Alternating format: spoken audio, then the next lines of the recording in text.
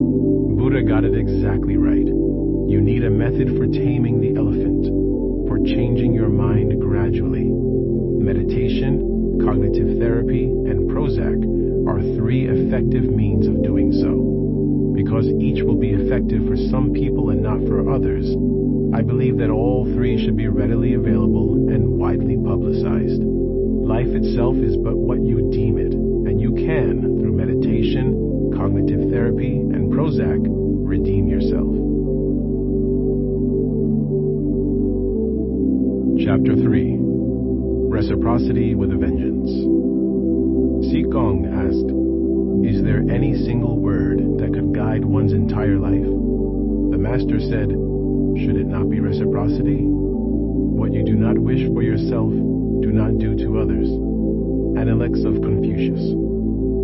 That which is hateful to you, do not do to your fellow. This, in a few words, is the entire Torah. All the rest is but an elaboration of this one central point. Rabbi Hillel, 1st century BCE. When the sages pick a single word or principle to elevate above all others, the winner is almost always either love or reciprocity. Chapter 6 will cover love. This chapter is about reciprocity. Both are ultimately about the same thing, the bonds that tie us to one another. The opening scene of the movie The Godfather is an exquisite portrayal of reciprocity in action. It is the wedding day of the daughter of the Godfather, Don Corleone. The Italian immigrant Bonacera, an undertaker, has come to ask for a favor. He wants to avenge an assault upon the honor and body of his own daughter, who was beaten by her boyfriend and another young man. Bonacera describes the assault, the arrest, and the trial of the 2 boys. The judge gave them a suspended sentence and let them go free that very day. Bonacera is furious and feels humiliated. He has come to Don Corleone to ask that justice be done. Corleone asks what exactly he wants. Bonacera whispers something into his ear, which we can safely assume is kill them. Corleone refuses and points out that Bonacera has not been much of a friend until now. Bonacera admits he was afraid of getting into trouble. The dialogue continues. Corleone: "I understand. You found paradise in America. You had a good trade, made a good living. The police protected you, and there were courts of law. And you didn't need a friend like me. But now you come to me and you say, 'Don Corleone, give me justice.' But you don't ask with respect. You don't offer friendship. You don't even think to call me Godfather. Instead, you come into my house on the day my daughter is to be married, and you ask me to do murder for money." Bonacera: "I ask you for justice." "That is not justice. Your daughter is still alive." "Let them suffer then, as she suffers. How much shall I pay you?" Bonacera, what have I ever done to make you treat me so disrespectfully? If you'd come to me in friendship, then this scum that ruined your daughter would be suffering this very day. And if by chance an honest man like yourself should make enemies, then they would become my enemies, and then they would fear you. "Be my friend," he bows to Corleone. "Godfather?" He kisses Corleone's hand. "Good. Someday, and that day may never come, I'll call upon you to do a service for me. But until that day, accept this justice as a gift on my daughter's wedding day." The scene is extraordinary, a kind of overture that introduces the themes of violence, kinship, and morality that drive the rest of the movie. But just as extraordinary to me is how easy it is for us to understand this complex interaction in an alien subculture. We intuitively understand why Bonacera wants the boys killed, and why Corleone refuses to do it. We wince at Bonacera's clumsy attempt to offer money when what is lacking is the right relationship, and we understand why Bonacera had been wary before of cultivating the right relationship. We understand that in accepting a gift from a mafia don, a chain, not just a string, is attached. We understand all of this effortlessly because we see the world through the lens of reciprocity. Reciprocity is a deep instinct. It is the basic currency of social life. Bonacera uses it to buy revenge, which is itself a form of reciprocity.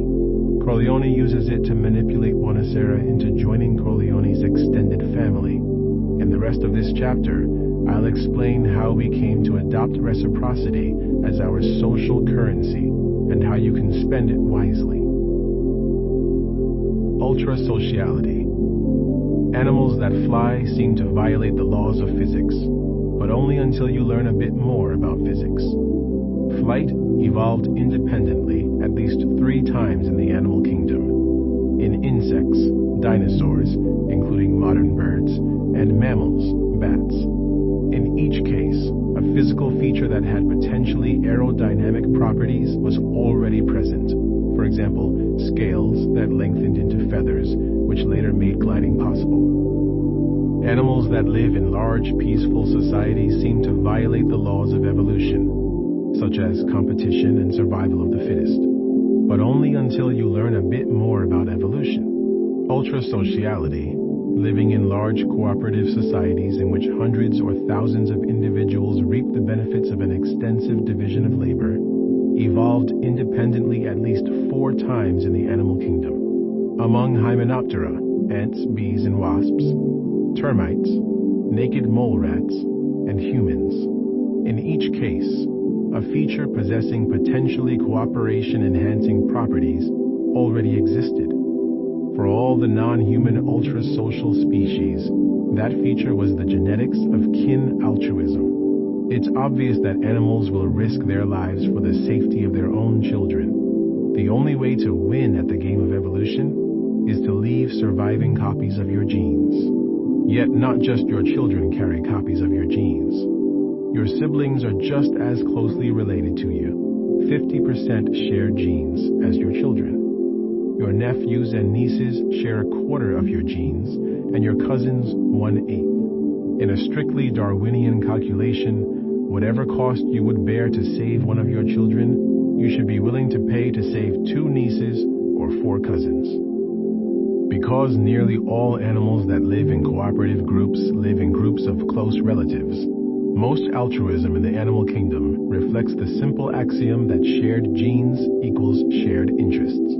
But because the sharing drops off so quickly with each fork in the family tree, second cousins share only 1/32 of their genes. Kin altruism explains only how groups of a few dozen, or perhaps 100, animals can work together. Out of a flock of thousands, only a small percentage would be close enough to be worth taking risks for. The rest would be competitors in the Darwinian sense. Here's where the ancestors of bees, termites, and mole rats took the common mechanism of kin altruism, which makes many species sociable, and parlayed it into the foundation of their uncommon ultrasociality. They are all siblings. Those species each evolved a reproduction system in which a single queen produces all the children, and nearly all the children are either sterile, ants, or else their reproductive abilities are suppressed, bees, mole rats. Therefore, a hive, nest, or colony of these animals is one big family.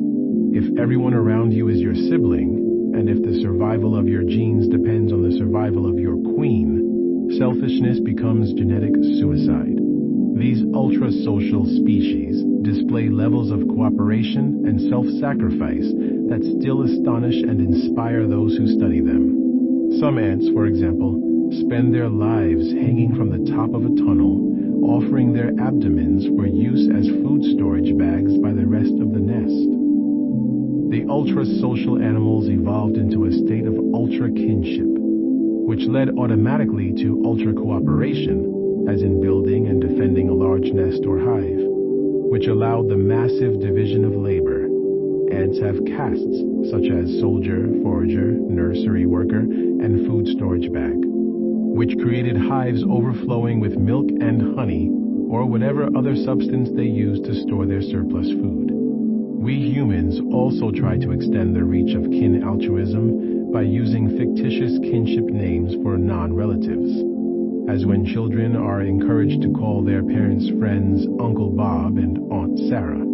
Indeed, the mafia is known as the family, and the very idea of a godfather is an attempt to forge a kin-like link with a man who is not true kin. The human mind finds kinship deeply appealing, and kin altruism surely underlies the cultural ubiquity of nepotism. But even in the mafia, kin altruism can take you only so far. At some point, you have to work with people who are at best distant relations, and to do so, you better have another trick up your sleeve. You scratch my back, I'll scratch yours. What would you do if you received a Christmas card from a complete stranger? This actually happened in a study in which a psychologist sent Christmas cards to people at random. The great majority sent him a card in return. In his insightful book, Influence, Robert Cialdini of Arizona State University cites this and other studies as evidence that people have a mindless, automatic reciprocity reflex. Like other animals, we will perform certain behaviors when the world presents us with certain patterns of input. A baby herring gull, seeing a red spot on its mother's beak, pecks at it automatically, and out comes regurgitated food. The baby gull will peck just as vigorously at a red spot painted on the end of a pencil. A cat stalks a mouse using the same low-down, wiggle-close-then-pounce technique used by cats around the world. The cat uses the same technique to attack a string trailing a ball of yarn because the string accidentally activates the cat's mouse tail detector module. Cialdini sees human reciprocity as a similar ethological reflex. A person receives a favor from an acquaintance and wants to repay the favor. The person will even repay an empty favor from a stranger, such as the receipt of a worthless Christmas card. The animal and human examples are not exactly parallel, however. The gulls and cats are responding to visual stimuli with specific bodily movements executed immediately. The person is responding to the meaning of a situation with a motivation that can be satisfied by a variety of bodily movements executed days later. So what is really built into the person is a strategy. Play tit for tat. Do to others what they do unto you. Specifically, the tit for tat strategy is to be nice on the first round of interaction, but after that, do to your partner whatever your partner did to you on the previous round. Tit for tat takes us way beyond kin altruism. It opens the possibility of forming cooperative relationships with strangers. Most interactions among animals, other than close kin, are zero-sum games. One animal's gain is the other's loss. But life is full of situations in which cooperation would expand the pie to be shared if only a way could be found to cooperate without being exploited. Animals that hunt are particularly vulnerable to the variability of success. They may find far more food than they can eat in one day, and then find no food at all for 3 weeks. Animals that can trade their surplus on a day of plenty for a loan on a day of need are much more likely to survive the vagaries of chance. Vampire bats, for example, will regurgitate blood from a successful night of blood-sucking into the mouth of an unsuccessful and genetically unrelated peer. Such behavior seems to violate the spirit of Darwinian competition, except that the bats keep track of who has helped them in the past, and in return, they share primarily with those bats. Like the Godfather, bats play tit for tat, and so do other social animals, particularly those that live in relatively small, stable groups where individuals can recognize each other as individuals. But if the response to non-cooperation is just non-cooperation on the next round, then tit for tat can unite groups of only a few hundred. In a large enough group, a cheating vampire bat can beg a meal from a different successful bat each night, and when they come to him pleading for a return favor, just wrap his wings around his head and pretend to be asleep. What are they going to do to him? Well, if these were people rather than bats, we know what they do. They beat the hell out of him. Vengeance and gratitude are moral sentiments that amplify and enforce tit for tat. Vengeful and grateful feelings appear to have evolved precisely because they are such useful tools for helping individuals create cooperative relationships, thereby reaping the gains from non-zero-sum games. A species equipped with vengeance and gratitude responses can support larger and more cooperative social groups because the payoff to cheaters is reduced by the costs they bear in making enemies.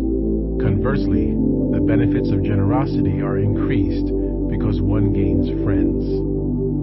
Tit for tat appears to be built into human nature as a set of moral emotions that make us want to return favor for favor, insult for insult, tooth for tooth, and eye for eye. Several recent theorists even talk about an exchange organ in the human brain, as though a part of the brain were devoted to keeping track of fairness, debts owed, and social accounts receivable. The organ is a metaphor. Nobody expects to find an isolated blob of brain tissue, the only function of which is to enforce reciprocity. However, recent evidence suggests that there really could be an exchange organ in the brain if we loosen the meaning of organ and allow that functional systems in the brain are often composed of widely separated bits of neural tissue that work together to do a specific job. Suppose you were invited to play the ultimatum game, which economists invented to study the tension between fairness and greed. It goes like this. Two people come to the lab but never meet. The experimenter gives one of them, let's suppose it's not you, 20 $1 bills and asks her to divide them between the two of you in any way she likes. She then gives you an ultimatum. Take it or leave it. The catch is that if you leave it, if you say no, you both get nothing. If you are both perfectly rational, as most economists would predict, your partner would offer you $1, knowing that you'd prefer $1 to no dollars, and you'd accept her offer because she was right about you. But the economists were wrong about you both. In real life, nobody offers $1, and around half of all people offer $10. But what would you do if your partner offered you $7, or $5, or $3? Most people would accept the $7, but not the $3. Most people are willing to pay a few dollars, but not $7, to punish the selfish partner. Now, suppose you played this game while inside an fMRI scanner. Alan Sanfey and his colleagues at Princeton had people do just that. The researchers then looked at what parts of the brain were more active when people were given unfair offers. One of the three areas that differed most when comparing responses to unfair versus fair offers was the frontal insula, an area of the cortex on the frontal underside of the brain. The frontal insula is known to be active during most negative or unpleasant emotional states, particularly anger and disgust. Another area was the dorsolateral prefrontal cortex, just behind the sides of the forehead, known to be active during reasoning and calculation. Perhaps the most impressive finding from Sanfey's study is that people's ultimate response, accept or reject, could be predicted by looking at the state of their brains moments before they pressed the button to make a choice. Those subjects who showed more activation in the insula than in the dorsolateral prefrontal cortex generally went on to reject the unfair offer. Those with the reverse pattern generally accepted it. It's no wonder that marketers, political consultants, and the CIA are so interested in neural imaging and neuromarketing. Gratitude and vengefulness are big steps on the road that led to human ultra-sociality, and it's important to realize that they are two sides of one coin. It would be hard to evolve one without the other. An individual who had gratitude without vengefulness would be an easy mark for exploitation, and a vengeful and ungrateful individual would quickly alienate all potential cooperative partners. Gratitude and revenge are also, not coincidentally, major forces holding together the mafia. The Godfather sits at the center of a vast web of reciprocal obligations and favors. He accumulates power with each favor he does. secure in the knowledge that nobody who values his own life will fail to repay at a time at the Godfather's choosing. Revenge for most of us is much less drastic, but if you have worked long enough in an office, restaurant, or store, you know there are many subtle ways to retaliate against those who have crossed you, and many ways to help those who have helped you. You stab his back, I'll stab yours. When I said that people would beat the hell out of an ingrate who failed to repay an important favor, I left out a qualification. For a first offense, they'd probably just gossip. They'd ruin his reputation. Gossip is another key piece in the puzzle of how humans became ultra-social. It might also be the reason we have such large heads. Woody Allen once described his brain as his second favorite organ. But for all of us, it's by far the most expensive one to run. It accounts for 2% of our body weight, but consumes 20% of our energy. Human brains grow so large that human beings must be born prematurely, at least compared to other mammals, who are born when their brains are more or less ready to control their bodies. And even then, they can barely make it through the birth canal. Once out of the womb, these giant brains attached to helpless baby bodies require somebody to carry them around for a year or two. The tripling of human brain size from the time of our last common ancestor with chimpanzees to today imposed tremendous costs on parents, so there must have been a very good reason to do it. Some have argued that the reason was hunting and tool making. Others suggest that the extra gray matter helped our ancestors locate fruit. But the only theory that explains why animals in general have particular brain sizes is the one that maps brain size onto social group size. Robin Dunbar has demonstrated that within a given group of vertebrate species, primates, carnivores, ungulates, birds, reptiles, or fish, the logarithm of the brain size is almost perfectly proportional to the logarithm of the social group size. In other words, all over the animal kingdom, brains grow to manage larger and larger groups. Social animals are smart animals. Dunbar points out that chimpanzees live in groups of around 30, and like all social primates, they spend enormous amounts of time grooming each other.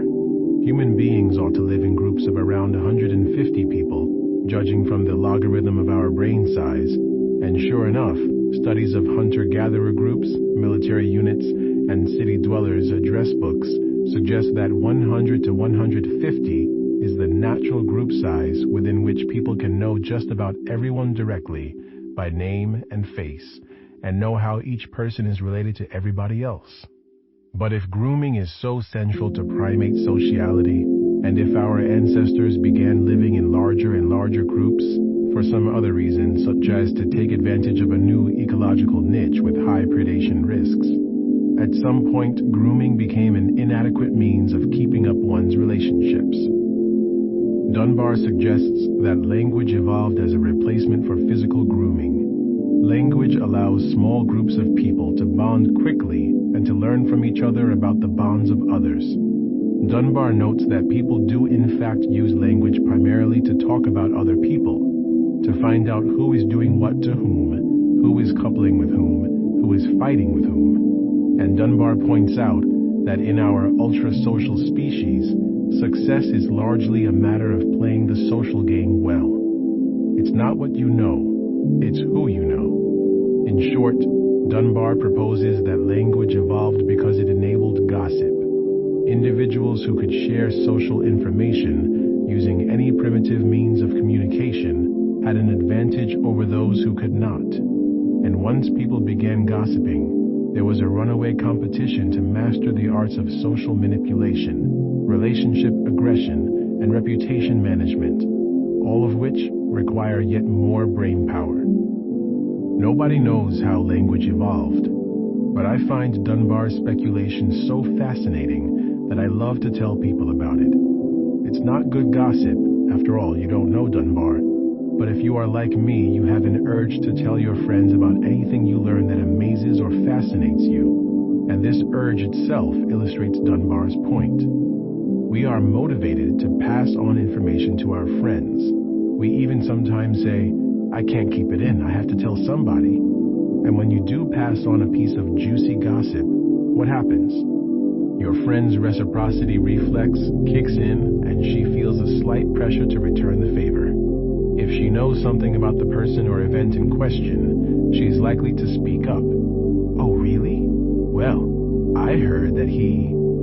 Gossip elicits gossip, and it enables us to keep track of everyone's reputation without having to witness their good and bad deeds personally. Gossip creates a non-zero-sum game because it costs us nothing to give each other information, yet we both benefit by receiving information. Because I'm particularly interested in the role of gossip in our moral lives, I was pleased when a graduate student in my department, Holly Hum, told me that she wanted to study gossip. In one of Holly's studies, we asked 51 people to fill out a short questionnaire each time over the course of a week that they took part in a conversation that went on for at least 10 minutes. We then took only the records in which the topic of the conversation was another person, which gave us about one episode of potential gossip per day per person. Among our main findings, gossip is overwhelmingly critical, and it is primarily about the moral and social violations of others. For college students, this meant a lot of talk about the sexuality, cleanliness, and drinking habits of their friends and roommates.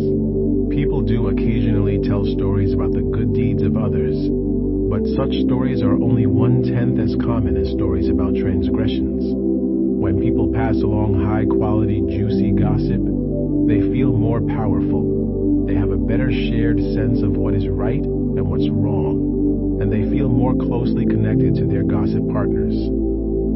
A second study revealed that most people hold negative views of gossip and gossipers, even though almost everyone gossips. When we compared people's attitudes about gossip to the social functions that gossip serves, Holly and I came to believe that gossip is underappreciated. In a world with no gossip, people would not get away with murder, but they would get away with a trail of rude, selfish, and antisocial acts, often oblivious to their own violations. Gossip extends our moral, emotional toolkit. In a gossipy world, we don't just feel vengeance and gratitude toward those who hurt or help us. We feel pale, but still instructive flashes of contempt and anger toward people whom we might not even know. We feel vicarious shame and embarrassment when we hear about people whose schemes, lusts, and private failings are exposed. Gossip is a policeman and a teacher. Without it, there would be chaos and ignorance. Many species reciprocate, but only humans gossip. And much of what we gossip about is the value of other people as partners for reciprocal relationships. Using these tools, we create an ultra-social world, a world in which we refrain from nearly all the ways we could take advantage of those weaker than us, a world in which we often help those who are unlikely ever to be able to return the favor. We want to play tit for tat, which means starting out nice without being a pushover, and we want to cultivate a reputation for being a good player.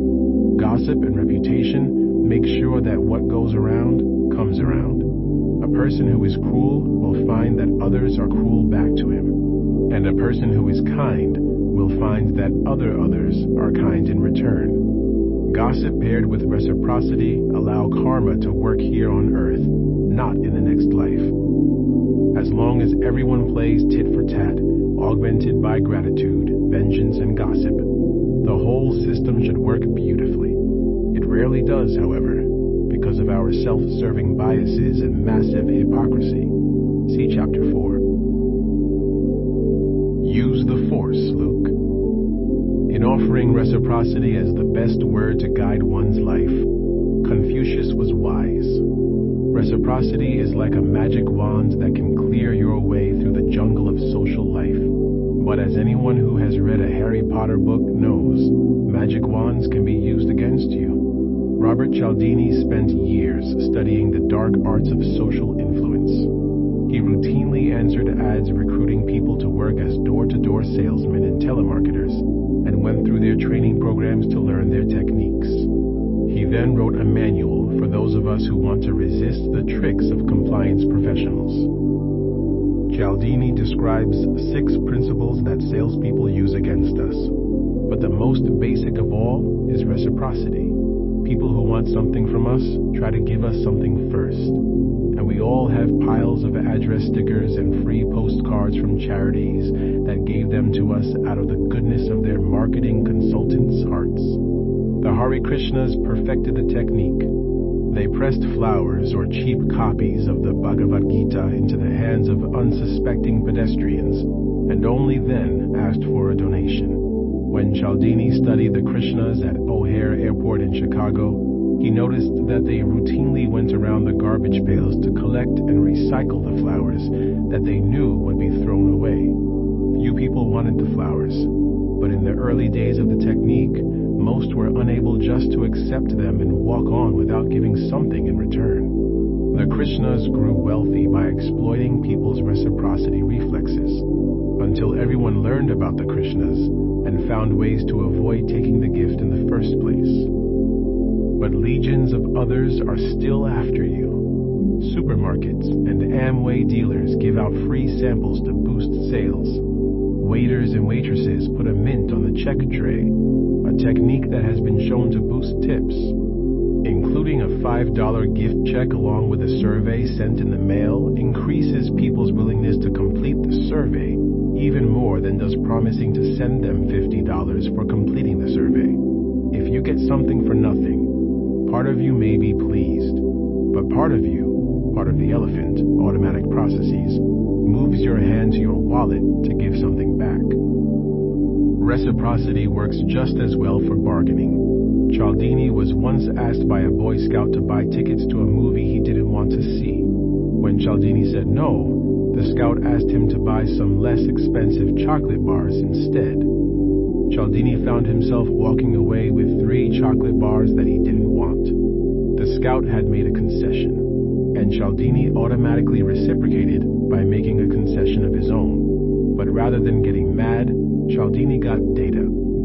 He conducted his own version of the encounter, asking college students walking on campus whether they would volunteer to chaperone a group of juvenile delinquents to the zoo for a day.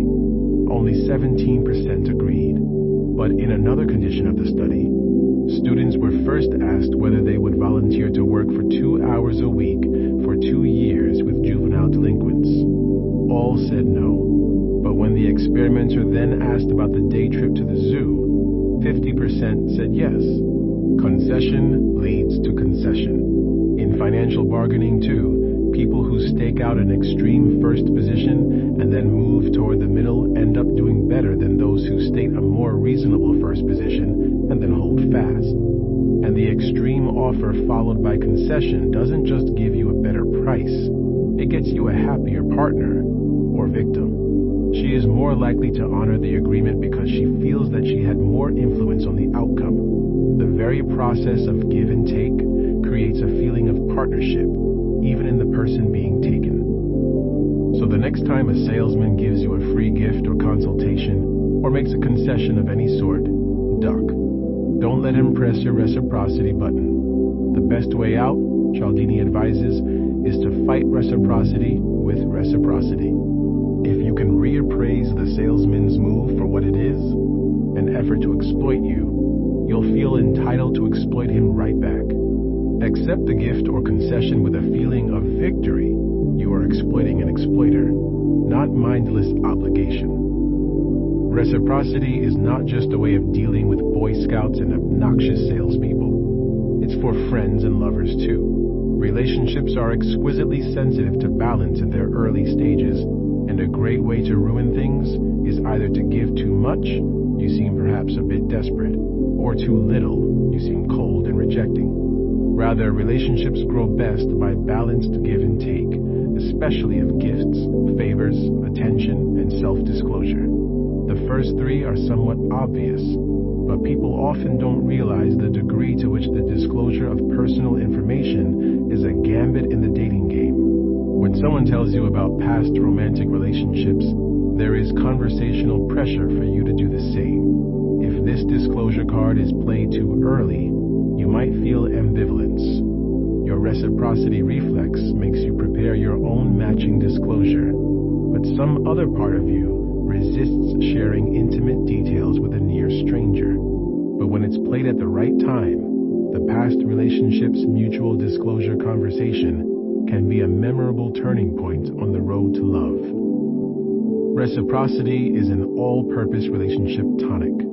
Used properly, it strengthens, lengthens, and rejuvenates social ties. It works so well in part because the elephant is a natural mimic. For example, when we interact with someone we like, we have a slight tendency to copy their every move, automatically and unconsciously. If the other person taps her foot, you are more likely to tap yours. If she touches her face, you are more likely to touch yours. But it's not just that we mimic those we like those who mimic us. People who are subtly mimicked are then more helpful and agreeable toward their mimicker, and even toward others. Waitresses who mimic their customers get larger tips. Mimicry is a kind of social glue, a way of saying, we are one. The unifying pleasures of mimicry are particularly clear in synchronized activities, such as line dances, group cheers, and some religious rituals, in which people try to do the same thing at the same time. A theme of the rest of this book is that humans are partially hive creatures, like bees, yet in the modern world, we spend nearly all our time outside of the hive. Reciprocity, like love, reconnects us with others. Chapter 4. The Faults of Others. Why do you see the speck in your neighbor's eye, but do not notice the log in your own eye?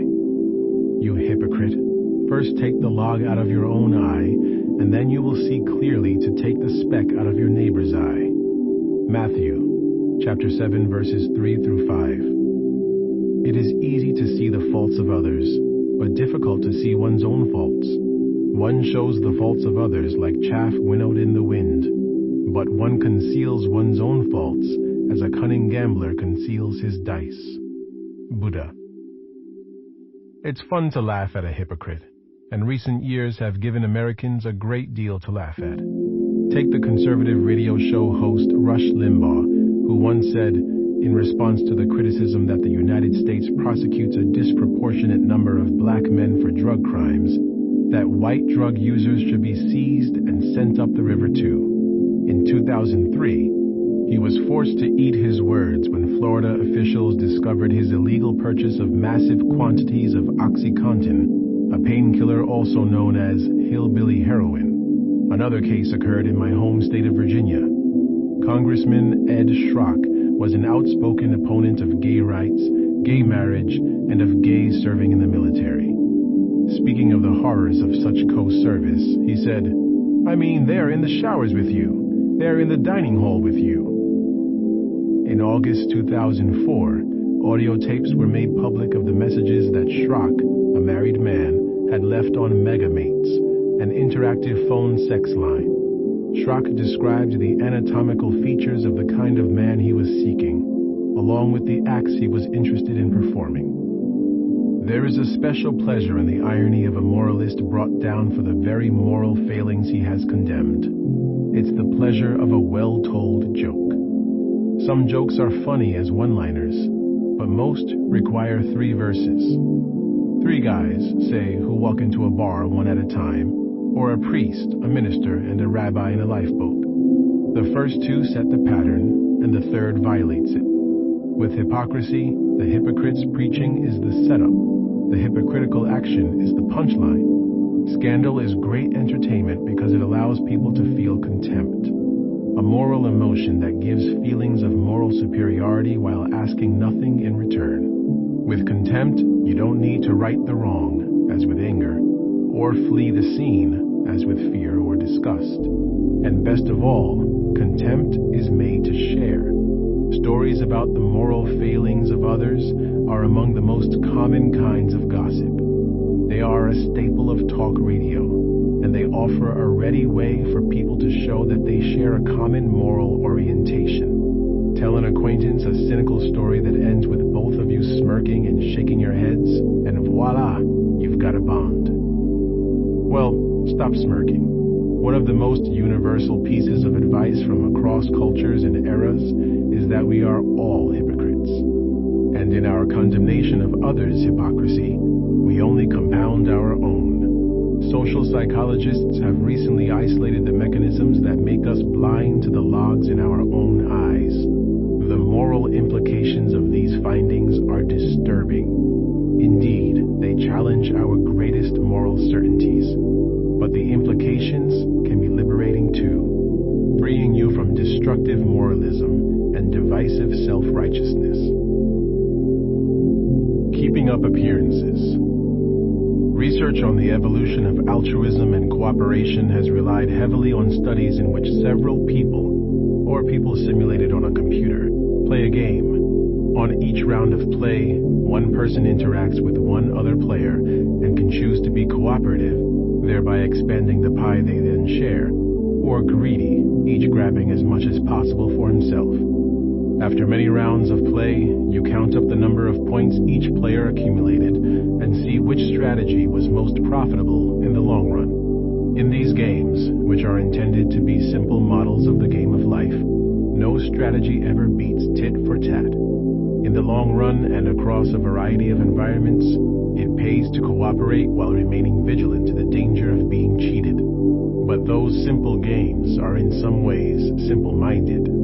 Players face a binary choice at each point. They can cooperate or defect. Each player then reacts to what the other player did in the previous round. In real life, however, you don't react to what someone did. You react only to what you think she did, and the gap between action and perception is bridged by the art of impression management. If life itself is but what you deem it, then why not focus your efforts on persuading others to believe that you are a virtuous and trustworthy cooperator? Thus, Niccolò Machiavelli, whose name has become synonymous with the cunning and amoral use of power, wrote 500 years ago that the great majority of mankind are satisfied with appearances as though they were realities, and are often more influenced by the things that seem than by those that are. Natural selection, like politics, works by the principle of survival of the fittest, and several researchers have argued that human beings evolved to play the game of life in a Machiavellian way. The Machiavellian version of tit for tat, for example, is to do all you can to cultivate the reputation of a trustworthy yet vigilant partner, whatever the reality may be. The simplest way to cultivate a reputation for being fair is to really be fair. But life and psychology experiments sometimes force us to choose between appearance and reality. Dan Batson at the University of Kansas devised a clever way to make people choose, and his findings are not pretty. He brought students into his lab one at a time to take part in what they thought was a study of how unequal rewards affect teamwork. The procedure was explained. One member of each team of two will be rewarded for correct responses to questions with a raffle ticket that could win a valuable prize. The other member will receive nothing. Subjects were also told that an additional part of the experiment concerned the effects of control. You, the subject, will decide which of you is rewarded, which of you is not. Your partner is already here in another room, and the two of you will not meet. Your partner will be told that the decision was made by chance. You can make the decision in any way you like. Oh, and here is a coin. Most people in this study seem to think that flipping the coin is the fairest way to make the decision. Subjects were then left alone to choose. About half of them used the coin. Batson knows this because the coin was wrapped in a plastic bag, and half the bags were ripped open. Of those who did not flip the coin, 90% chose the positive task for themselves. For those who did flip the coin, the laws of probability were suspended, and 90% of them chose the positive task for themselves. Batson had given all the subjects a variety of questionnaires about morality weeks earlier. The subjects were students in psychology classes, so he was able to check how various measures of moral personality predicted behavior. His finding: People who reported being most concerned about caring for others and about issues of social responsibility were more likely to open the bag, but they were not more likely to give the other person the positive task. In other words, people who think they are particularly moral are in fact more likely to do the right thing and flip the coin, but when the coin flip comes out against them, they find a way to ignore it and follow their own self-interest. Batson called this tendency to value the appearance of morality over the reality moral hypocrisy. Batson's subjects who flipped the coin reported on a questionnaire that they had made the decision in an ethical way. After his first study, Batson wondered whether perhaps people tricked themselves by not stating clearly what heads or tails would mean. Let's see, heads, that means, oh yeah, I get the good one. But when he labeled the two sides of the coin to erase ambiguity, it made no difference. Placing a large mirror in the room, right in front of the subject, and at the same time stressing the importance of fairness in the instructions, was the only manipulation that had an effect. When people were forced to think about fairness and could see themselves cheating, they stopped doing it. As Jesus and Buddha said in the opening epigraphs of this chapter, it is easy to spot a cheater when our eyes are looking outward, but hard when looking inward. Folk wisdom from around the world concurs. Though you see the 7 defects of others, we do not see our own 10 defects. Japanese proverb. A he-goat doesn't realize that he smells. Nigerian proverb. Proving that people are selfish, or that they'll sometimes cheat when they know they won't be caught, seems like a good way to get an article into the Journal of Incredibly Obvious Results. What's not so obvious is that in nearly all these studies, people don't think they are doing anything wrong. It's the same in real life. From the person who cuts you off on the highway, all the way to the Nazis who ran the concentration camps, most people think they are good people, and that their actions are motivated by good reasons. Machiavellian tit-for-tat requires devotion to appearances, including protestations of one's virtue even when one chooses vice.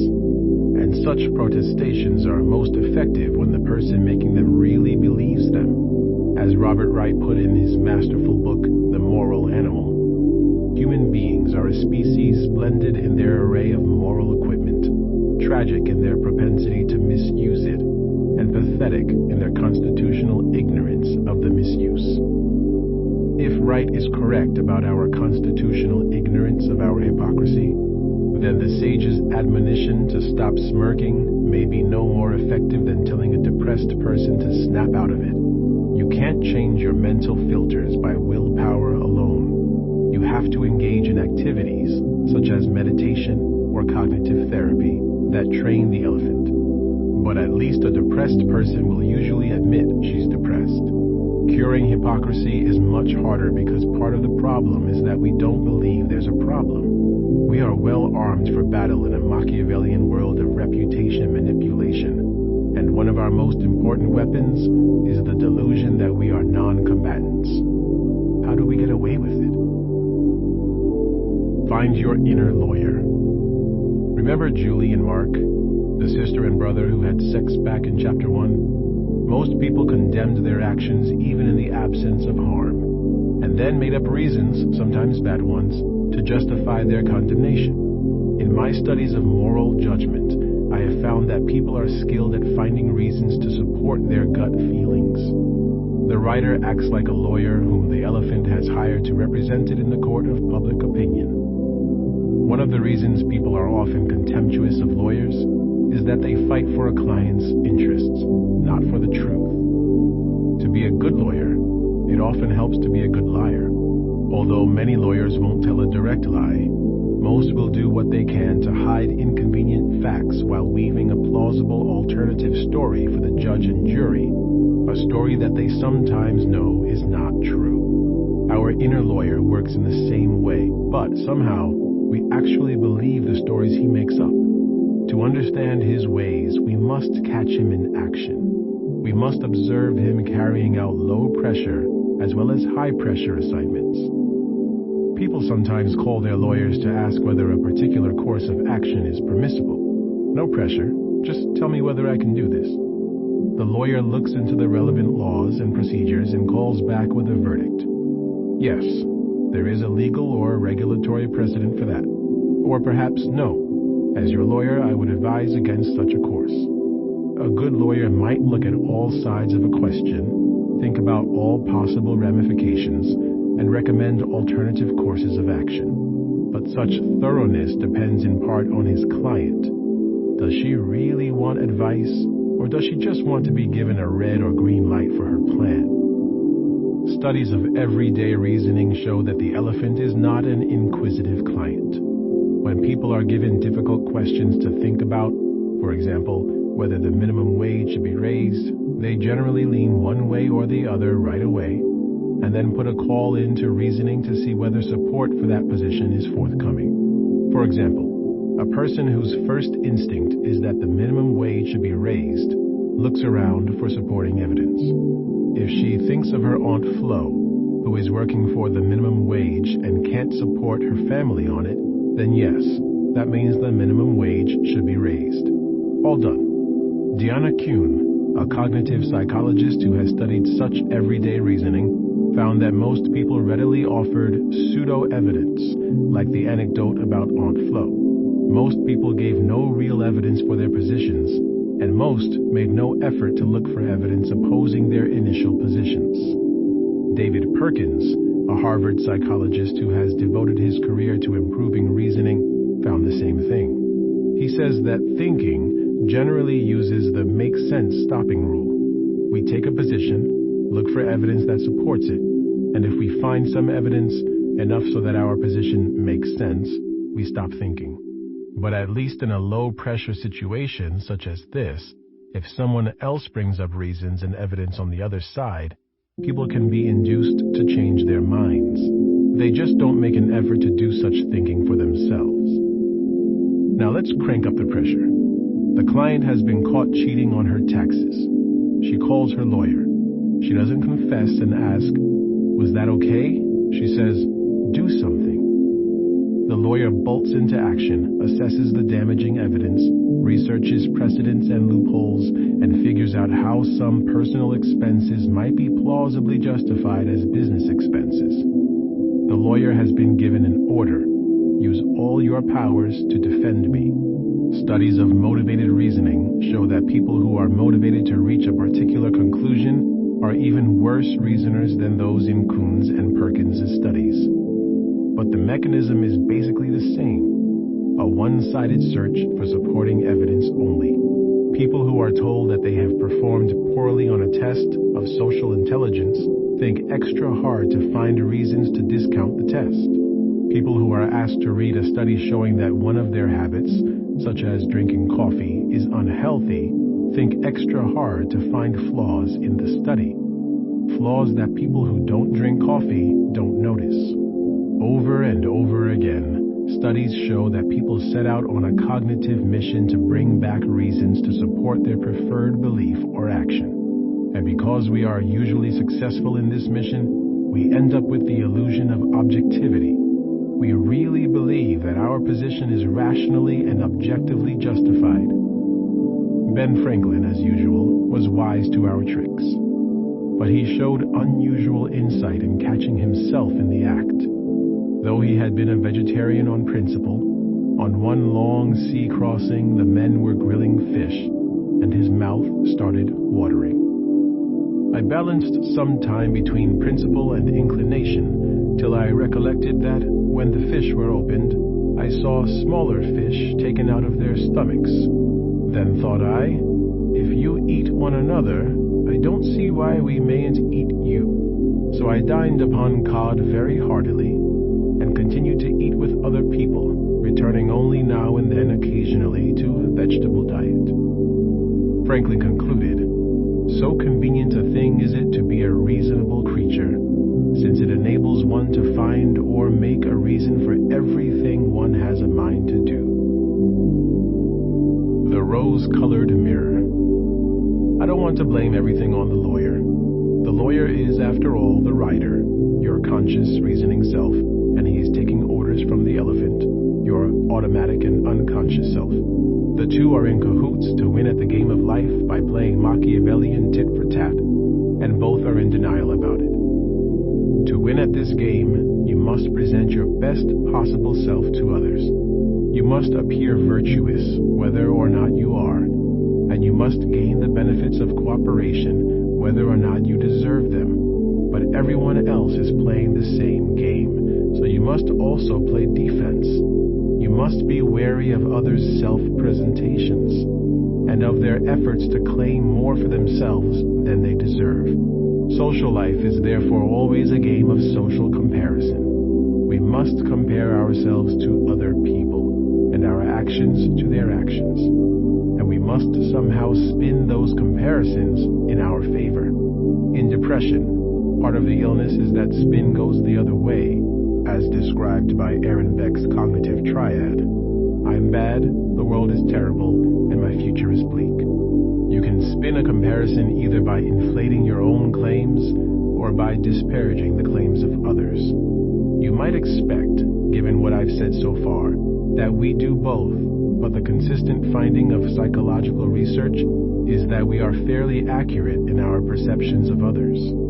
It's our self-perceptions that are distorted because we look at ourselves in a rose-colored mirror. In Garrison Keillor's mythical town of Lake Wobegon, all the women are strong, all the men good-looking, and all the children above average. But if the Wobegonians were real people, they would go further. Most of them would believe they were stronger, better-looking, or smarter than the average Wobegonian.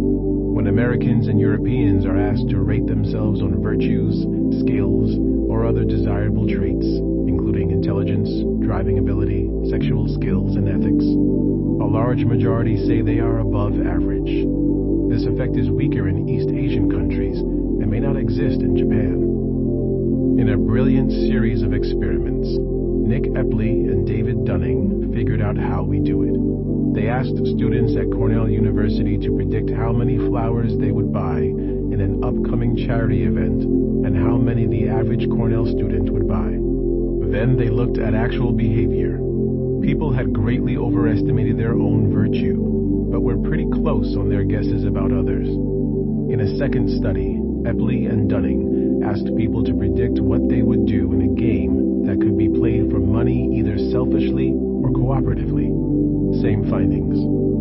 84% predicted that they'd cooperate, but the subjects expected, on average, that only 64% of others would cooperate. When they ran the real game, 61% cooperated. In a third study, Epley and Dunning paid people $5 for participating in an experiment and then asked them to predict how much of the money they and others would donate, hypothetically, had they been given a particular charitable appeal after the study. People said, on average, they'd donate $2.44, and others would donate only $1.83. But when the study was rerun with a real request to give money, the average gift was $1.53. In their cleverest study, the researchers described the details of the third study to a new group of students and asked them to predict how much money they would donate if they had been in the real condition, and how much money other Cornell students would donate. Once again, subjects predicted they'd be much more generous than others.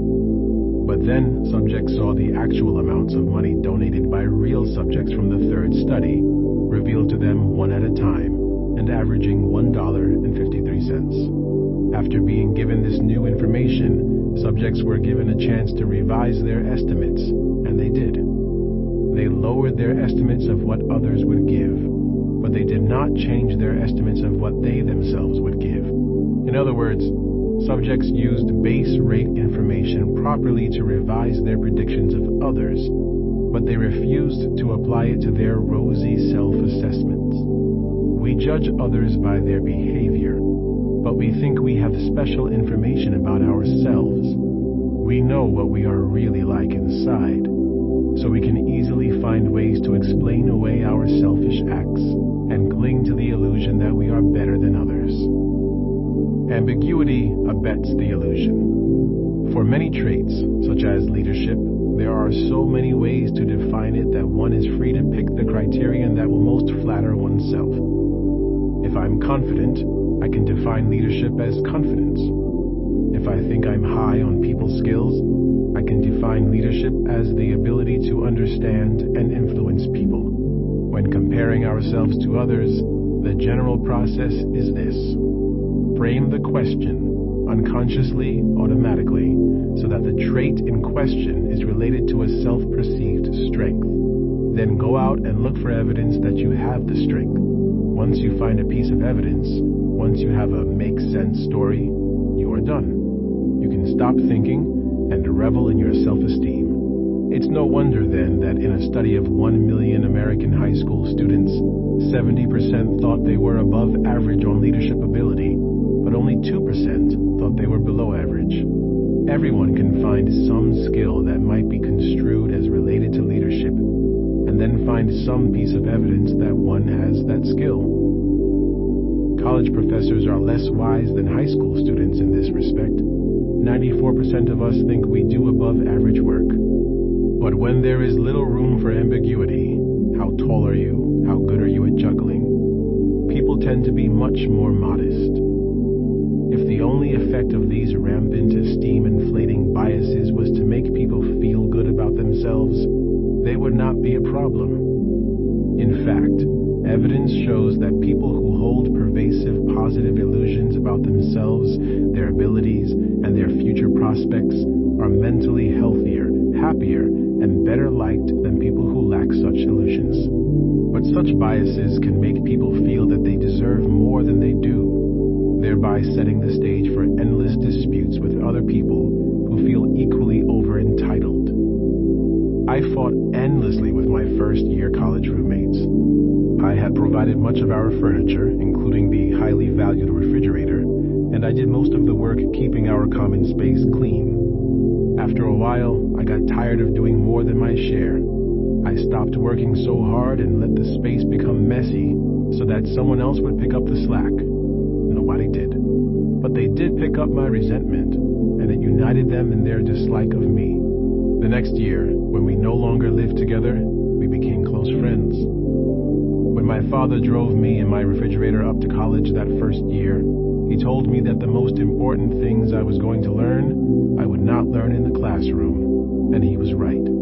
It took many more years of living with roommates, but I finally realized what a fool I had made of myself that first year. Of course, I thought I did more than my share. Although I was aware of every little thing I did for the group, I was aware of only a portion of everyone else's contributions. And even if I had been correct in my accounting, I was self-righteous in setting up the accounting categories. I picked the things I cared about, such as keeping the refrigerator clean, and then gave myself an A+ in that category. As with other kinds of social comparison, ambiguity allows us to set up the comparison in ways that favor ourselves, and then to seek evidence that shows we are excellent cooperators. Studies of such unconscious overclaiming show that when husbands and wives estimate the percentage of housework each does, their estimates total more than 120%. When MBA students in a work group make estimates of their contributions to the team, the estimates total 139%.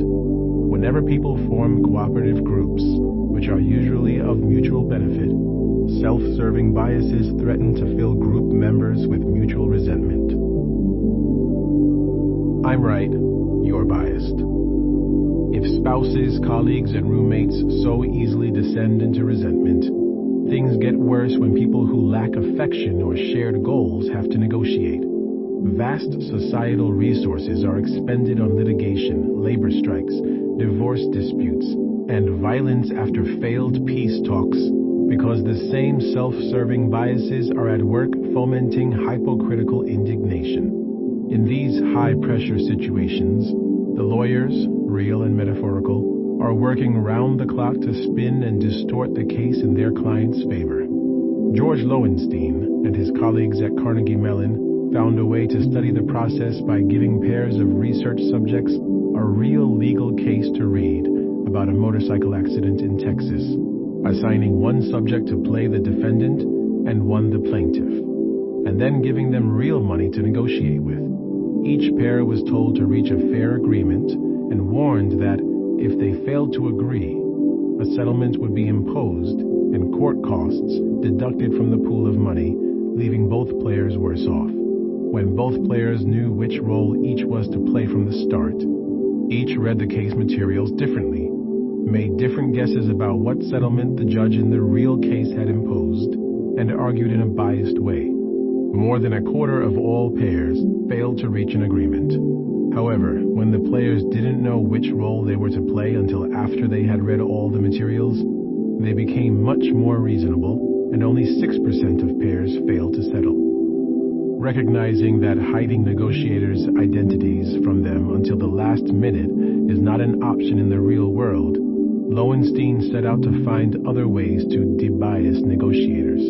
He tried having subjects read a short essay about the kinds of self-serving biases that affect people in their situation to see whether subjects could correct for the biases. No dice. Although the subjects used the information to predict their opponent's behavior more accurately, they did not change their own biases at all. As Epley and Dunning had found, people really are open to information that will predict the behavior of others, but they refuse to adjust their self-assessments. In another study, Lowenstein followed the advice often given by marriage therapists to have each subject first write an essay arguing the other person's case as convincingly as possible, even worse than no dice. The manipulation backfired, perhaps because thinking about your opponent's arguments automatically triggers additional thinking on your own part as you prepare to refute them. One manipulation did work. When subjects read the essay about self-serving biases and were then asked to write an essay about weaknesses in their own case, their previous righteousness was shaken. Subjects in this study were just as fair-minded as those who learned their identities at the last minute.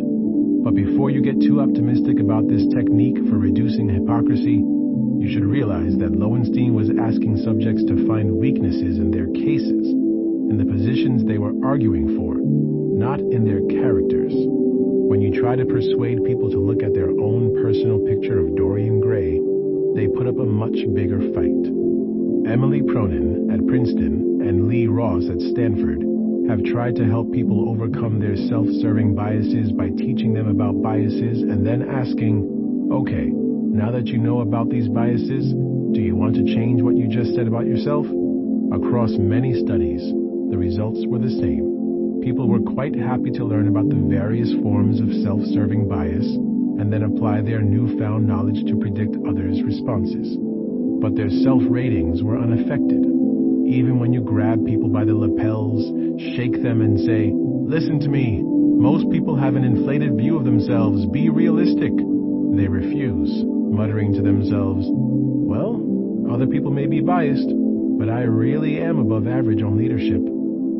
Cronin and Ross trace this resistance to a phenomenon they call naive realism. Each of us thinks we see the world directly as it really is. We further believe that the facts as we see them are there for all to see.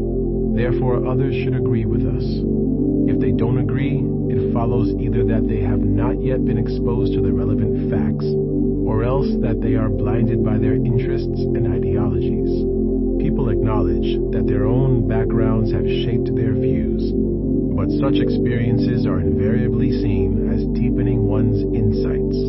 For example, being a doctor gives a person special insight into the problems of the healthcare industry, but the background of other people is used to explain their biases and covert motivations.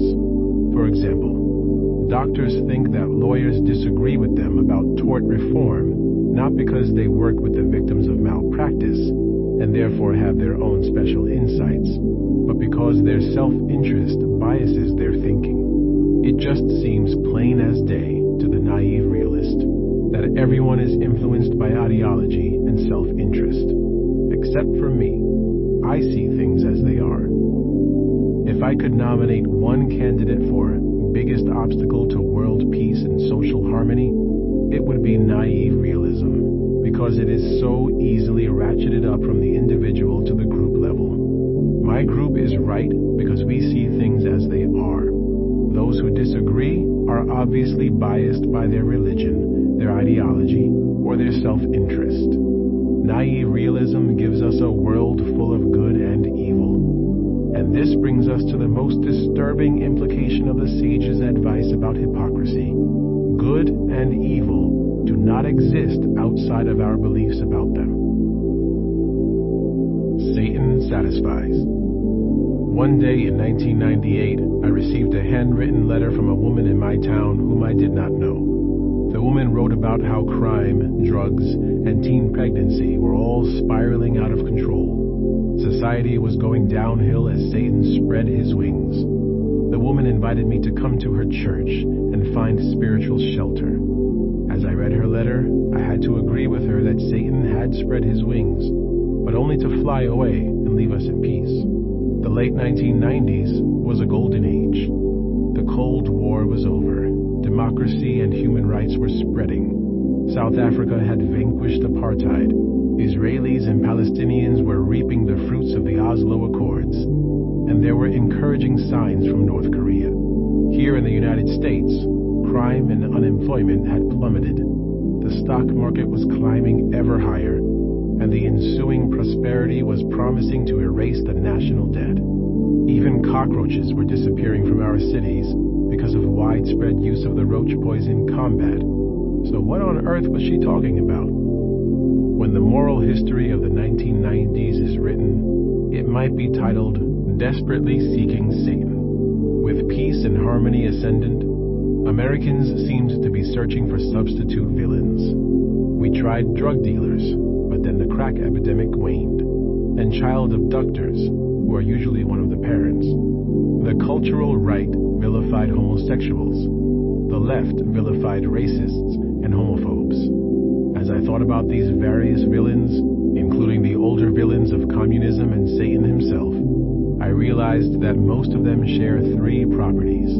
They are invisible. You can't identify the evil one from appearance alone. Their evil spreads by contagion, making it vital to protect impressionable young people from infection, for example, from communist ideas, homosexual teachers, or stereotypes on television. And the villains can be defeated only if we all pull together as a team. It became clear to me that people want to believe they are on a mission from God, or that they are fighting for some more secular good, animals, fetuses, women's rights, and you can't have much of a mission without good allies and a good enemy. The problem of evil has bedeviled many religions since their birth. If God is all good and all powerful, either he allows evil to flourish, which means he is not all good, or else he struggles against evil, which means he is not all powerful. Religions have generally chosen one of three resolutions of this paradox. One solution is straight dualism. There exists a good force and an evil force. They are equal and opposite, and they fight eternally.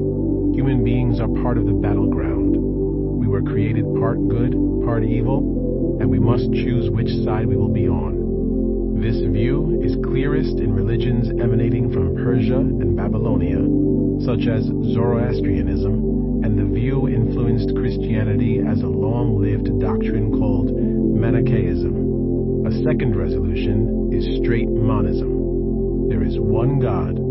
He created the world as it needs to be, and evil is an illusion, a view that dominated religions that developed in India. These religions hold that the entire world, or at least its emotional grip upon us, is an illusion, and that enlightenment consists of breaking out of the illusion. The third approach, taken by Christianity, blends monism and dualism in a way that ultimately reconciles the goodness and power of God with the existence of Satan. This argument is so complicated that I cannot understand it. Nor, apparently, can many Christians who, judging by what I hear on gospel radio stations in Virginia, seem to hold a straight Manichaean worldview, according to which God and Satan are fighting an eternal war. In fact, despite the diversity of theological arguments made in different religions, concrete representations of Satan demons, and other evil entities are surprisingly similar across continents and eras. From a psychological perspective, Manichaeism makes perfect sense. Our life is the creation of our mind, as Buddha said, and our minds evolved to play Machiavellian tit-for-tat. We all commit selfish and short-sighted acts, but our inner lawyer ensures that we do not blame ourselves or our allies for them. We are thus convinced of our own virtue, but quick to see bias, greed, and duplicity in others. We are often correct about others' motives, but as any conflict escalates, we begin to exaggerate grossly, to weave a story in which pure virtue, our side, is in a battle with pure vice, theirs. The myth of pure evil. In the days after receiving that letter, I thought a lot about the need for evil. I decided to write an article on this need and use the tools of modern psychology to understand evil in a new way. But as soon as I started my research, I found out I was too late. By 1 year. A 3,000-year-old question had been given a complete and compelling psychological explanation the previous year by Roy Baumeister, one of today's most creative social psychologists. In Evil, Inside Human Cruelty and Aggression, Baumeister examines evil from the perspective of both victim and perpetrator. When taking the perpetrator's perspective, he found that people who do things we see as evil, from spousal abuse all the way to genocide, rarely think they are doing anything wrong. They almost always see themselves as responding to attacks and provocations in ways that are justified. They often think that they themselves are victims. But of course, you can see right through this tactic. You are good at understanding the biases that others use to protect their self-esteem. The disturbing part is that Baumeister shows us our own distortions as victims, and as righteous advocates of victims. Almost everywhere Baumeister looked in the research literature, he found that victims often shared some of the blame. Most murders result from an escalating cycle of provocation and retaliation. Often, the corpse could just as easily have been the murderer. In half of all domestic disputes, both sides used violence. Baumeister points out that even in instances of obvious police brutality, such as the infamous videotaped beating of Rodney King in Los Angeles in 1991, there is usually much more to the story than is shown on the news. News programs gain viewers by satisfying people's need to believe that evil stalks the land. Baumeister is an extraordinary social psychologist, in part because in his search for truth, he is unconcerned about political correctness. Sometimes evil falls out of a clear blue sky onto the head of an innocent victim, but most cases are much more complicated, and Baumeister is willing to violate the taboo against blaming the victim in order to understand what really happened. People usually have reasons for committing violence, and those reasons usually involve retaliation for a perceived injustice or self-defense. This does not mean that both sides are equally to blame.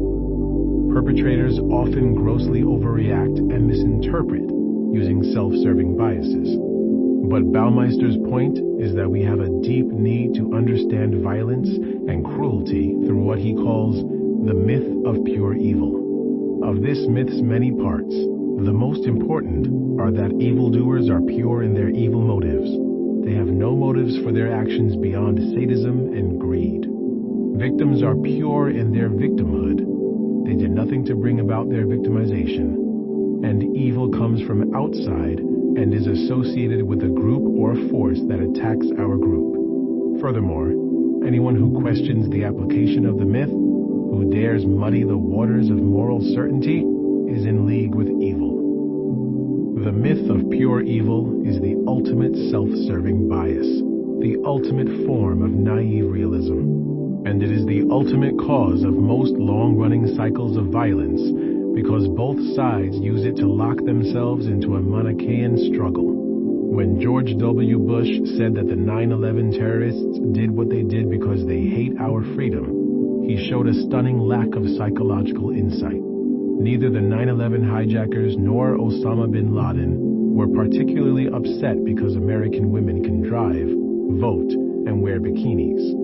Rather, many Islamic extremists want to kill Americans because they are using the myth of pure evil to interpret Arab history and current events.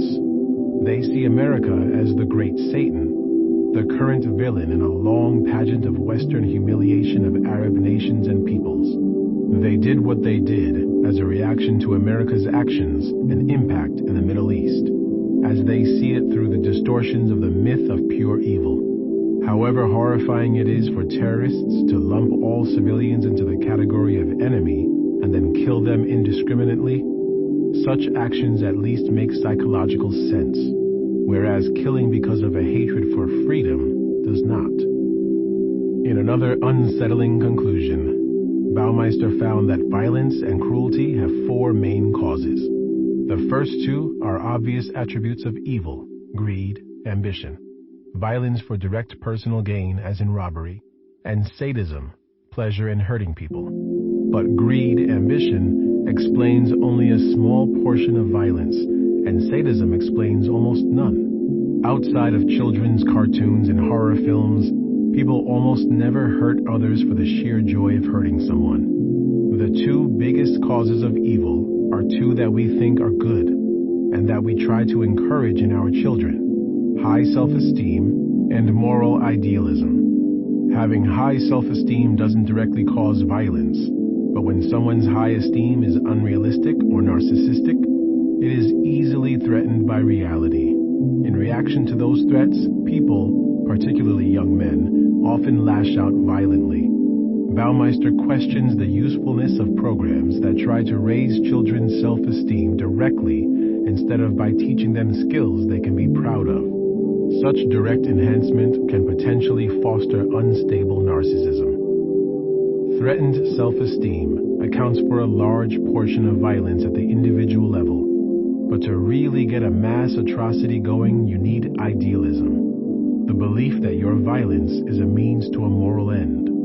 The major atrocities of the 20th century were carried out largely either by men who thought they were creating a utopia, or else by men who believed they were defending their homeland or tribe from attack. Idealism easily becomes dangerous because it brings with it, almost inevitably, the belief that the ends justify the means. If you are fighting for good or for God, what matters is the outcome, not the path. People have little respect for rules. We respect the moral principles that underlie most rules. But when a moral mission and legal rules are incompatible, we usually care more about the mission. The psychologist Linda Skitka finds that when people have strong moral feelings about a controversial issue, when they have a moral mandate, they care much less about procedural fairness in court cases. They want the good guys freed by any means, and the bad guys convicted by any means. It is thus not surprising that the administration of George W. Bush consistently argues that extrajudicial killings, indefinite imprisonment without trial, and harsh physical treatment of prisoners are legal and proper steps in fighting the Manichaean war on terror. Finding the Great Way. In philosophy classes, I often came across the idea that the world is an illusion. I never really knew what that meant, although it sounded deep. But after 2 decades studying moral psychology, I think I finally get it. The anthropologist Clifford Geertz wrote that man is an animal suspended in webs of significance that he himself has spun. That is, the world we live in is not really one made of rocks, trees, and physical objects. It is a world of insults, opportunities, status symbols, betrayals, saints and sinners. All of these are human creations which, though real in their own way, are not real in the way that rocks and trees are real. These human creations are like fairies in J.M. Barrie's Peter Pan. They exist only if you believe in them. They are the Matrix from the movie of that name. They are a consensual hallucination. The Inner Lawyer, The Rose-Colored Mirror, Naive Realism, and the Myth of Pure Evil. These mechanisms all conspire to weave for us a web of significance upon which angels and demons fight it out. Our ever-judging minds then give us constant flashes of approval and disapproval, along with the certainty that we are on the side of the angels. From this vantage point, it all seems so silly, all this moralism, righteousness, and hypocrisy. It's beyond silly.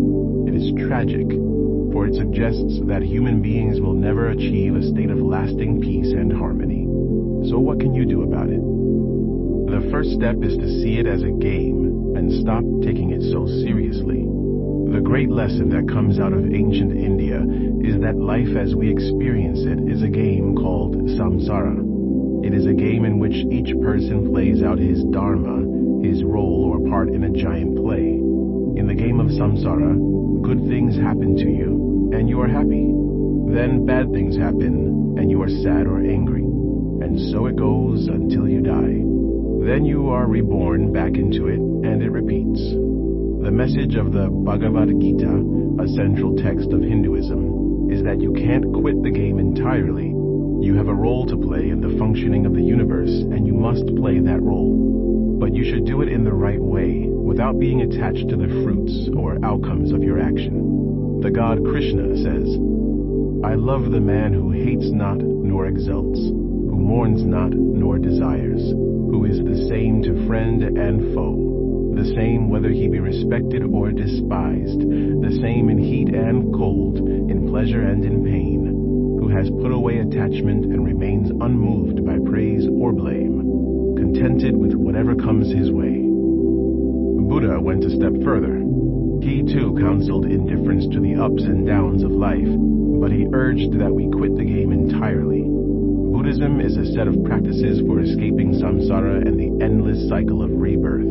Though divided on whether to retreat from the world or engage with it, Buddhists all agree on the importance of training the mind to stop its incessant judging.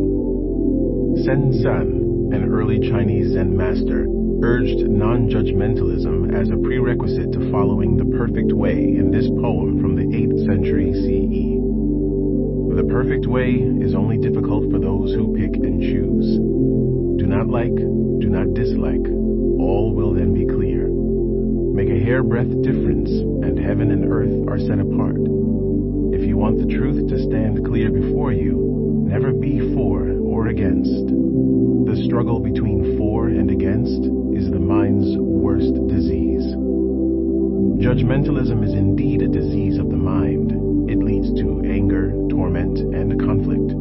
But it is also the mind's normal condition. The elephant is always evaluating, always saying, like it or don't like it. So how can you change your automatic reactions? You know by now that you can't simply resolve to stop judging others or to stop being a hypocrite. But, as Buddha taught, the rider can gradually learn to tame the elephant, and meditation is one way to do so. Meditation has been shown to make people calmer, less reactive to the ups and downs and petty provocations of life. Meditation is the Eastern way of training yourself to take things philosophically. Cognitive therapy works too. In Feeling Good, a popular guide to cognitive therapy, David Burns has written a chapter on cognitive therapy for anger. He advises using many of the same techniques that Aaron Beck used for depression. Write down your thoughts, learn to recognize the distortions in your thoughts, and then think of a more appropriate thought. Burns focuses on the should statements we carry around, ideas about how the world should work and about how people should treat us. Violations of these should statements are the major causes of anger and resentment. Burns also advises empathy. In a conflict, look at the world from your opponent's point of view, and you'll see that she is not entirely crazy.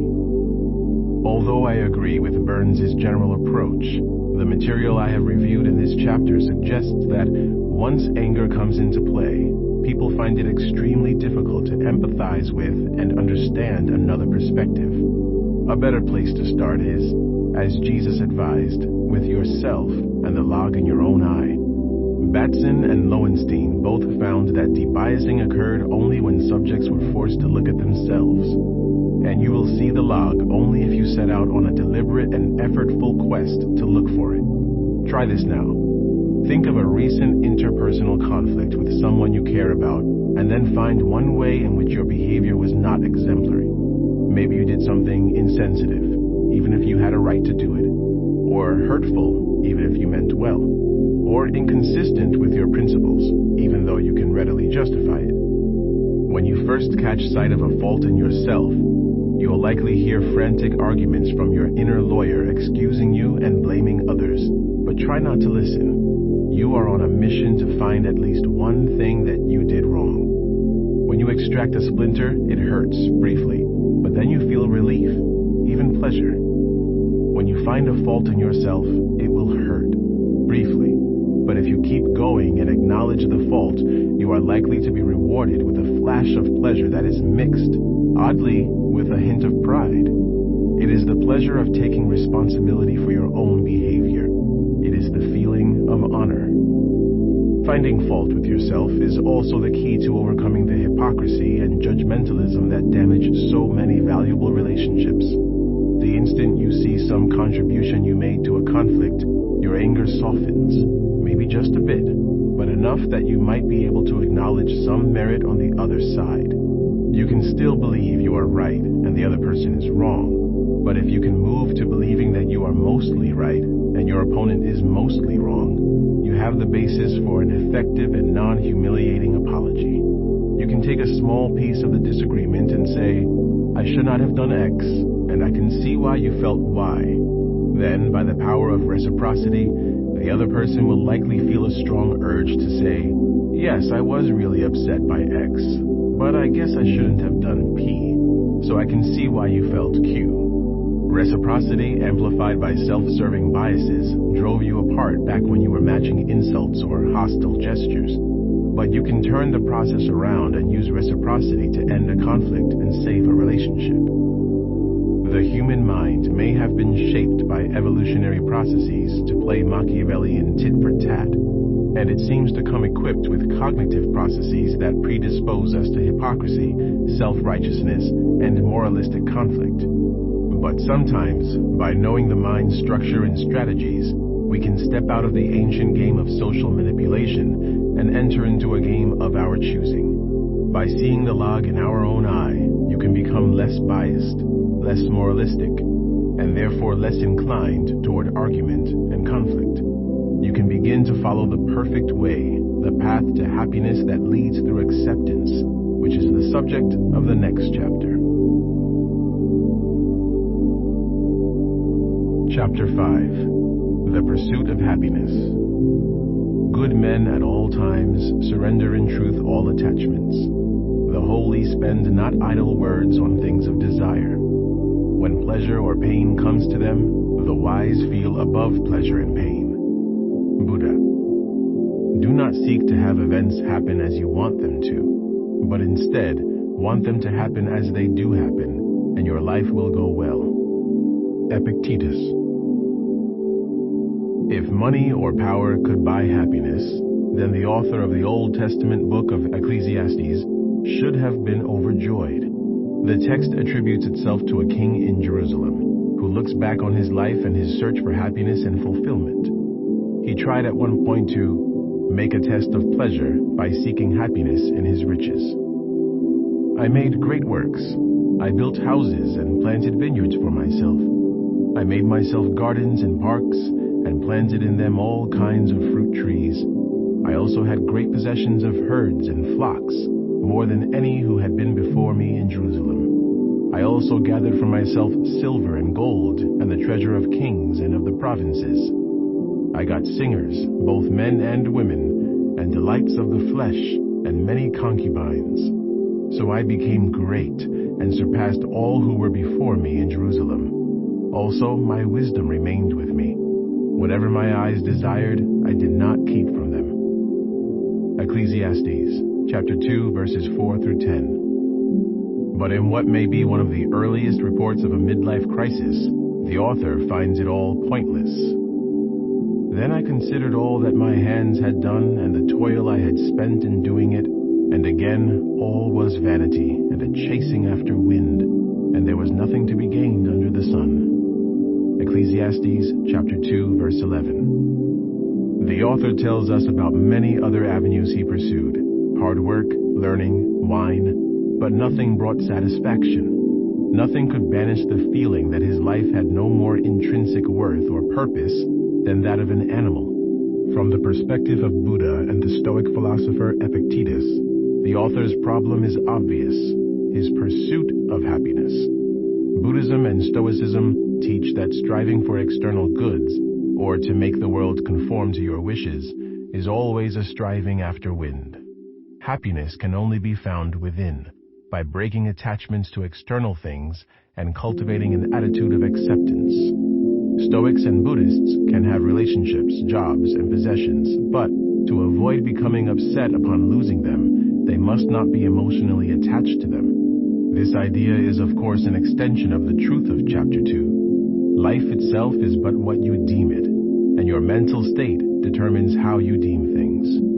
But recent research in psychology suggests that Buddha and Epictetus may have taken things too far. Some things are worth striving for, and happiness comes in part from outside of yourself, if you know where to look. The Progress Principle. The author of Ecclesiastes wasn't just battling the fear of meaninglessness. He was battling the disappointment of success. The pleasure of getting what you want is often fleeting. You dream about getting a promotion, being accepted into a prestigious school, or finishing a big project. You work every waking hour, perhaps imagining how happy you'd be if you could just achieve that goal. Then you succeed, and if you're lucky, you get an hour, maybe a day of euphoria, particularly if your success was unexpected and there was a moment in which it was revealed. The envelope, please. More typically, however, you don't get any euphoria. When success seems increasingly probable and some final event confirms what you already had begun to expect, the feeling is more one of relief, the pleasure of closure and release. In such circumstances, my first thought is seldom, "Hooray, fantastic!" It is, "Okay, what do I have to do now?" My underjoyed response to success turns out to be normal, and from an evolutionary point of view, it's even sensible. Animals get a rush of dopamine, the pleasure neurotransmitter, whenever they do something that advances their evolutionary interests and moves them ahead in the game of life. Food and sex give pleasure, and that pleasure serves as a reinforcer, in behaviorist terms, that motivates later efforts to find food and sex. For humans, however, the game is more complex. People win at the game of life by achieving high status and a good reputation, cultivating friendships, finding the best mates, accumulating resources, and rearing their children to be successful at the same game. People have many goals and therefore many sources of pleasure. So you'd think we would receive an enormous and long-lasting shot of dopamine whenever we succeed at an important goal. But here's the trick with reinforcement. It works best when it comes seconds, not minutes or hours after the behavior. Just try training your dog to fetch by giving him a big steak 10 minutes after each successful retrieval. It can't be done. The elephant works the same way. It feels pleasure whenever it takes a step in the right direction. The elephant learns whenever pleasure or pain follows immediately after behavior, but it has trouble connecting success on Friday with actions it took on Monday. Richard Davidson, the psychologist who brought us affective style in the approach circuits of the front left cortex, writes about two types of positive effect. The first he calls pre-goal attainment positive effect, which is the pleasurable feeling you get as you make progress toward a goal. The second is called post-goal attainment positive effect, which Davidson says arises once you have achieved something you want. You experience this latter feeling as contentment, as a short-lived feeling of release when the left prefrontal cortex reduces its activity after a goal has been achieved. In other words, when it comes to goal pursuit, it really is the journey that counts, not the destination. Set for yourself any goal you want. Most of the pleasure will be had along the way, with every step that takes you closer. The final moment of success is often no more thrilling than the relief of taking off a heavy backpack at the end of a long hike. If you went on the hike only to feel that pleasure, you are a fool. Yet people sometimes do just this. They work hard at a task and expect some special euphoria at the end.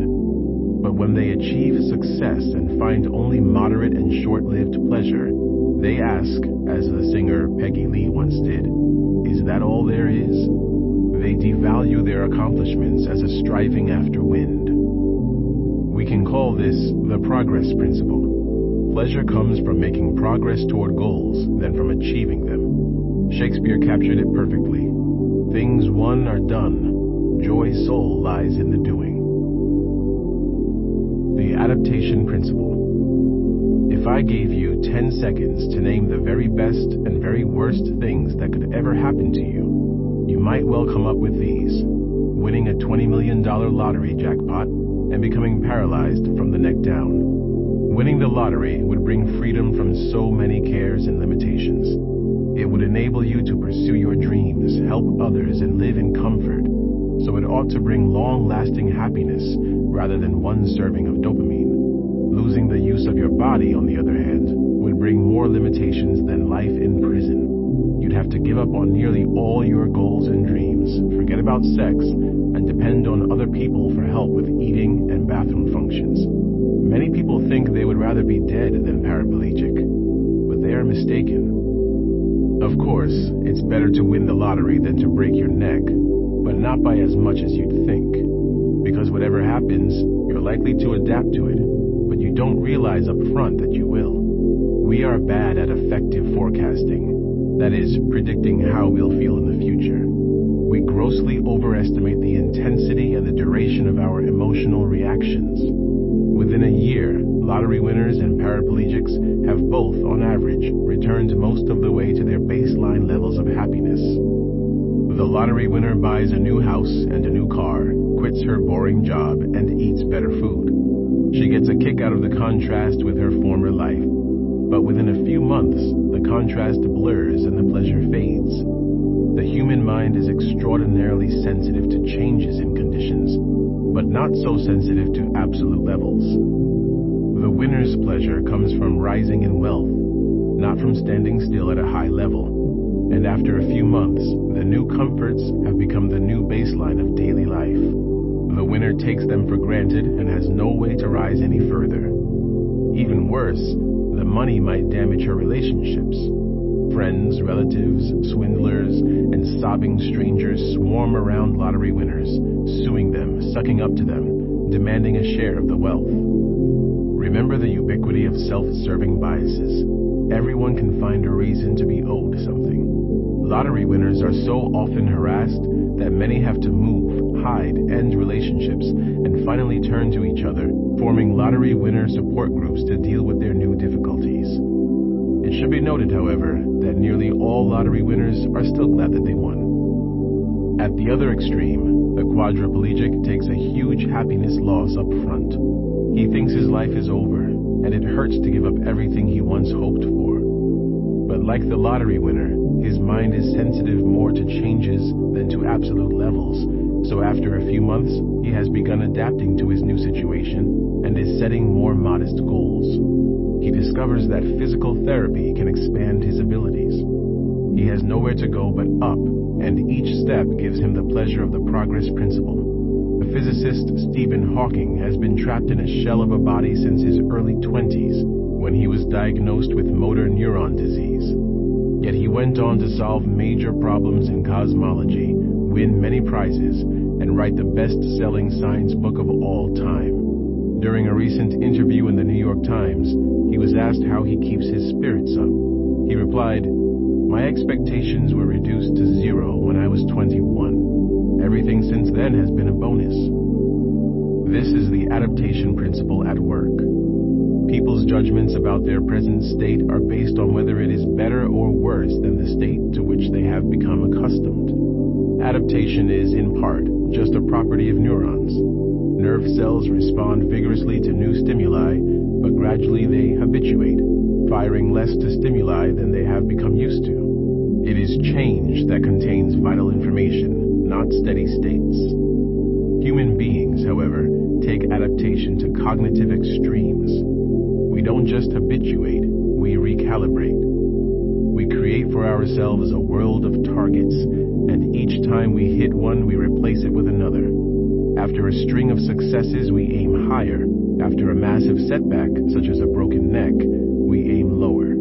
Instead of following Buddhist and Stoic advice to surrender attachments and let events happen, we surround ourselves with goals, hopes, and expectations, and then feel pleasure and pain in relation to our progress. When we combine the adaptation principle with the discovery that people's average level of happiness is highly heritable, we come to a startling possibility. In the long run, it doesn't much matter what happens to you.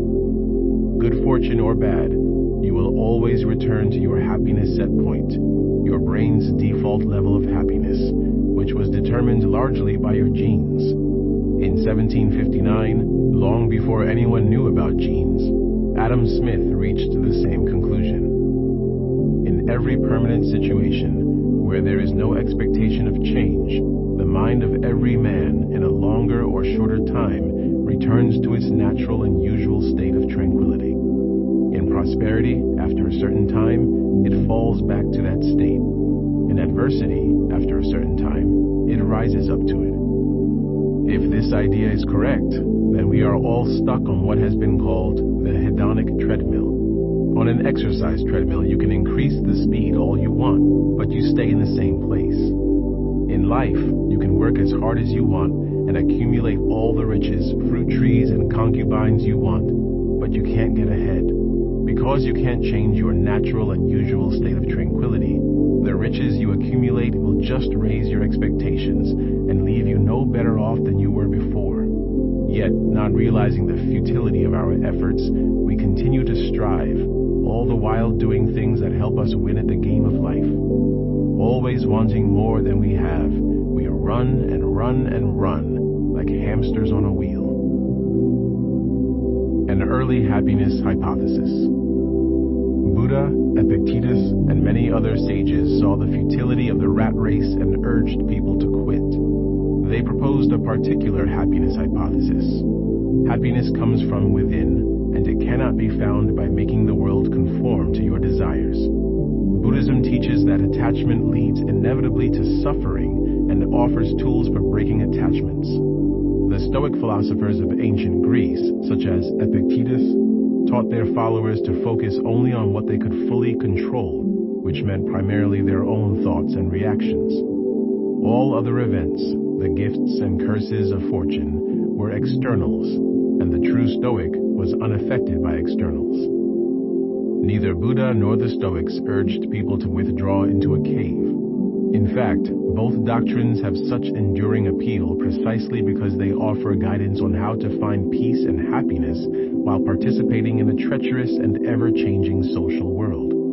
Both doctrines are based on an empirical claim, a happiness hypothesis that asserts that striving to obtain goods and goals in the external world cannot bring you more than momentary happiness. You must work on your internal world.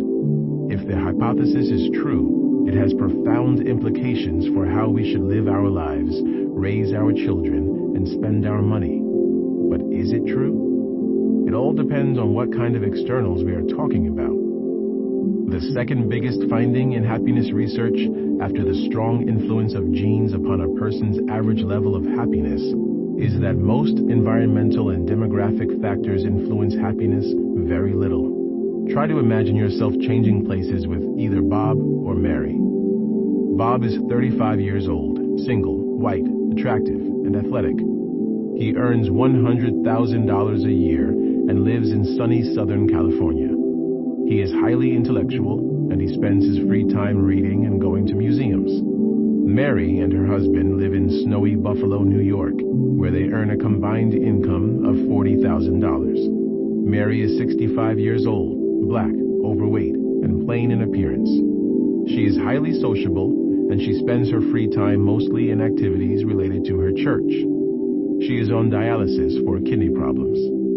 Bob seems to have it all, and few readers of this book would prefer Mary's life to his.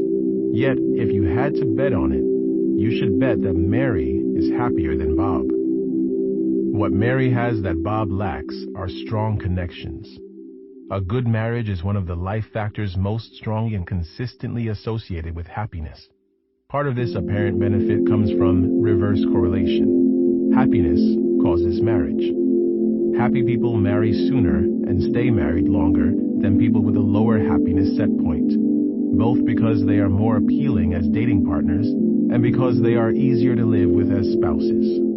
But much of the apparent benefit is a real and lasting benefit of dependable companionship, which is a basic need. We never fully adapt either to it or to its absence. Mary also has religion, and religious people are happier on average than non-religious people. This effect arises from the social ties that come with participation in a religious community, as well as from feeling connected to something beyond the self. What Bob has going for him is a string of objective advantages in power, status, freedom, health, and sunshine, all of which are subject to the adaptation principle. White Americans are freed from many of the hassles and indignities that affect Black Americans, yet on average, they are only very slightly happier. Men have more freedom and power than women, yet they are not on average any happier. Women experience more depression, but also more intense joy. The young have so much more to look forward to than the elderly, yet ratings of life satisfaction actually rise slightly with age, up to age 65, and in some studies, well beyond. People are often surprised to hear that the old are happier than the young because the old have so many more health problems. Yet people adapt to most chronic health problems, such as Mary's, although ailments that grow progressively worse do reduce well-being. And a recent study finds that adaptation to disability is not, on average, complete. People who live in cold climates expect people who live in California to be happier, but they are wrong. People believe that attractive people are happier than unattractive people, but they too are wrong. The one thing Bob does have going for him is wealth. But here the story is complicated. The most widely reported conclusion from surveys done by psychologist Ed Diener is that within any given country, at the lowest end of the income scale, money does buy happiness. People who worry every day about paying for food and shelter report significantly less well-being than those who don't. But once you are freed from basic needs and have entered the middle class, the relationship between wealth and happiness becomes smaller.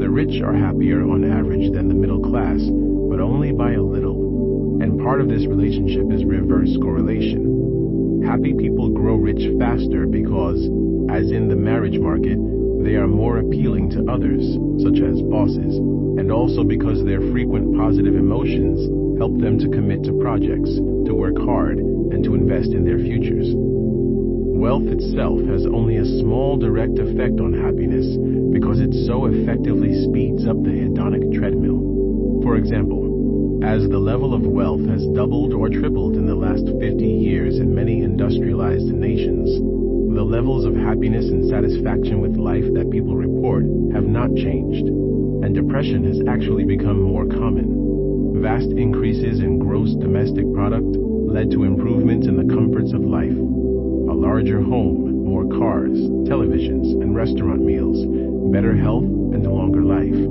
But these improvements became the normal conditions of life. All were adapted to and taken for granted, so they did not make people feel any happier or more satisfied. These findings would have pleased Buddha and Epictetus, if, that is, they found pleasure in such external events as being proved right.